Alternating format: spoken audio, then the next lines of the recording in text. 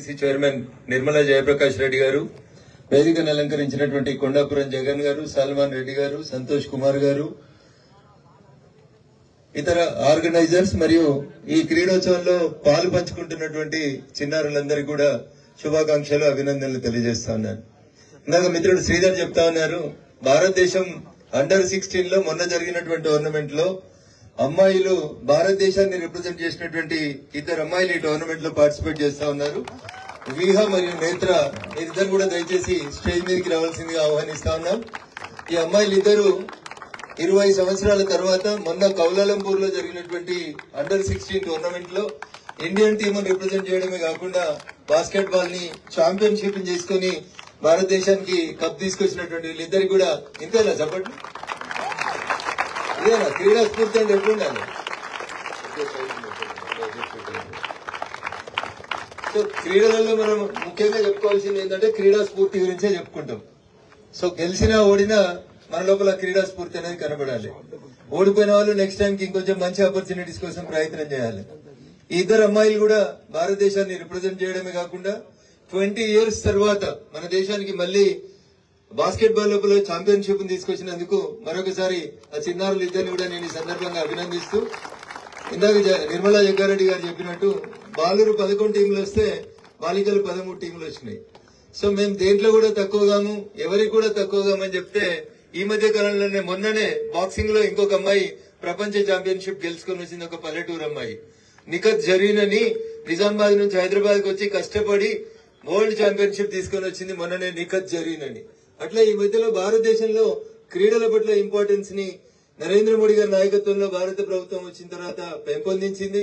Khelo India చెప్పినా, fit India చెప్పినా, యోగాకు అంతర్జాతీయ స్థాయిలో గుర్తింపు తీసుకొచ్చినా, లేదా క్రీడాకారులని ప్రోత్సహించినా, మొన్ననే మహిళా క్రికెట్ ఛాంపియన్షిప్ కూడా మన వాళ్ళే ఆడపిల్లలు తీసుకొని వచ్చినారు. ఇట్లా ప్రతి దాంట్లో కూడా participation of women has been increase. అందుకనే రాజకీయాల్లో కూడా ఆడపిల్లలు ఎక్కువ రావాలని నరేంద్ర మోడీ గారు వచ్చే ఎలక్షన్స్ నుంచి 33% రిజర్వేషన్ ఆడపిల్లలకు వస్తా ఉన్నాయి. దాని అర్థం మీరు ఆడొద్దు అని కాదు, మీకు కొంచెం ఇతర వ్యాపకాలు ఎక్కువ ఉంటాయి కాబట్టి మీరు కూడా వాళ్ళతో పోటీ పడడానికి ముందుకు రావాలి, బాయ్స్ కూడా.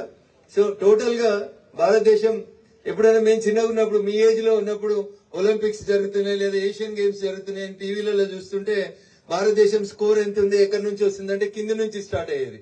మన దేశానికి ఒకటి వచ్చిందంటే అది గొప్ప అని చెప్పుకునేటోళ్ళం. ఆ స్థితి నుంచి ఇలా భారతదేశం కూడా మిగతా పాశ్చాత్య దేశాలతో సమానంగా పోటీపడి క్రీడాకారులను తయారు చేస్తున్నందుకు కోచ్లందరికీ కూడా ఈ సందర్భంగా నేను ప్రత్యేకంగా అభినందన తెలియజేస్తా ఉన్నాను. ఎక్కడో ఖమ్మం నుంచి, ఎక్కడో వేరు ములుగు జిల్లా నుంచి ఎంత దూరమైనప్పటికీ కూడా అమ్మాయిలు కూడా ఇంత దూరం వచ్చి క్రీడల పట్ల ఆసక్తిని చూపిస్తా ఉన్నారు. నిజంగా మీరందరూ కూడా మంచి భవిష్యత్తు ఉండాలని ఈ సందర్భంగా ఆ భగవంతుని ప్రార్థిస్తూ, కాకపోతే కొన్ని ఎమ్యూనిటీస్ గురించి మీ అధ్యక్షులు శ్రీధర్ రెడ్డి గారు, అదే రకంగా చంద్రశేఖర్ గారు అడిగినారు. తప్పకుండా లైట్స్ అయితే I will arrange with in 10 days.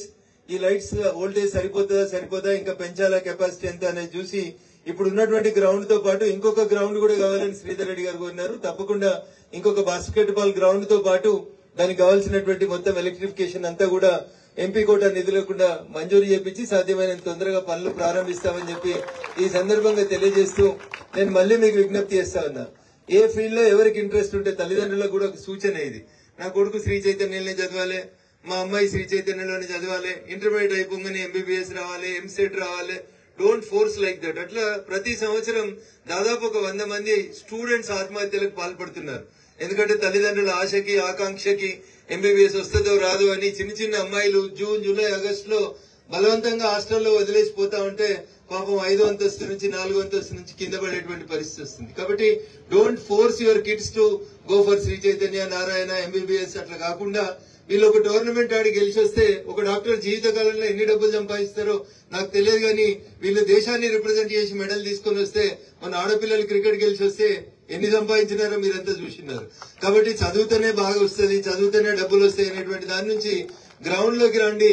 Ground అనేది అన్ని రకాలుగా మీకు ఉపయోగపడుతుంది, ఉద్యోగాన్ని ఇస్తుంది, ఉపాధిని ఇస్తుంది, భవిష్యత్తులో మీకు ఒక గుర్తింపుని తీసుకొచ్చి ఇస్తుంది. కాబట్టి దయచేసి మీరంతా కూడా మీకు నచ్చిన ఫీల్డ్ లోపల బాగా ఎదగాలని, ఎదుగుతారని, భారతదేశ కీర్తి ప్రతిష్టల్ని విశ్వవ్యాప్తం చేస్తారని మనస్ఫూర్తిగా ఆకాంక్షిస్తూ, ఖచ్చితంగా మీకు ఎప్పుడు ఎవరికి ఈ రాష్ట్రం నుంచి క్రీడాకారులకు ఎవరికి ఎప్పుడు అవకాశం వచ్చినా మిమ్మల్ని ఎంకరేజ్ చేయడానికి ఒక పార్లమెంట్ సభ్యుడిగా ఖచ్చితంగా మీకు చేదోడు వాదోడుగా ఉంటారని చెప్పి తెలియజేస్తూ ఈ అవకాశం ఇచ్చినటువంటి వేదిక మీద ఉన్న పెద్దలందరికీ కూడా మరొకసారి కృతజ్ఞతాభివందనాలు తెలియజేస్తూ ఏదో పిలిచినారు చెప్పాలి కాబట్టి రాజకీయం 4 మాటలు చెప్పుకోవడం కాదు, ఖచ్చితంగా మళ్ళీ ఎప్పుడైనా సంగారెడ్డి బాస్కెట్ బాల్ టోర్నమెంట్ కి ఆతిథ్యం ఇస్తే డెఫినెట్ గా దీని పక్కన ఇంకొక గ్రౌండ్ చూస్తారు, లైటింగ్ సిస్టమ్ కూడా చూస్తానని చెప్పి ఖచ్చితంగా హామీ ఇస్తూ సెలవు తీసుకుంటా ఉన్నాను. జై హింద్, జై భారత్.